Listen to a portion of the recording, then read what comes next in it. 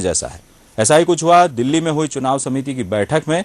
कहीं अरुण यादव की हालत भी वैसी ही नहीं जैसी कांतिलाल भूरिया की हुई थी। मध्य प्रदेश कांग्रेस चुनाव समिति की एआईसीसी में बैठक में मौजूद थे दिग्विजय सिंह, कमलनाथ, शोभा ओझा, कांतिलाल भूरिया, अरुण यादव और सत्यदेव कटारे और राष्ट्रीय कार्यकारिणी के बाकी सदस्य। केवल नहीं थे तो ज्योतिरादित्य सिंधिया।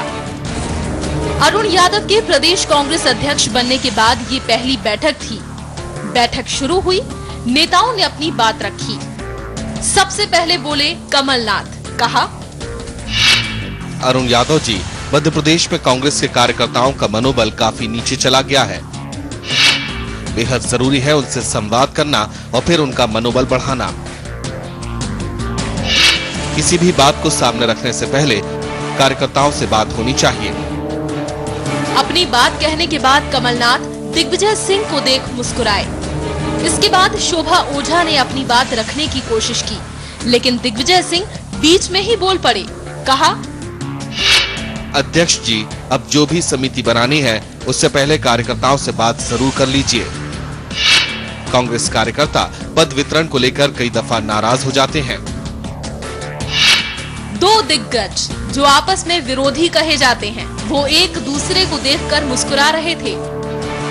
लेकिन अरुण यादव के लिए स्थितियां सामान्य नहीं थी, क्योंकि अरुण यादव कभी दिग्विजय खेमे के कहे जाते थे, फिर कमलनाथ खेमे में शामिल हो गए।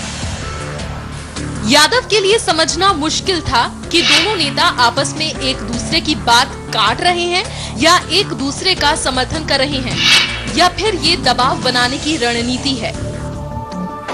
अब कांग्रेस नेता भी इस गणित को समझने में जुटे हैं। निश्चित रूप से हारने के बाद में कुछ दिन तक ये मनोबल गिरा रहा।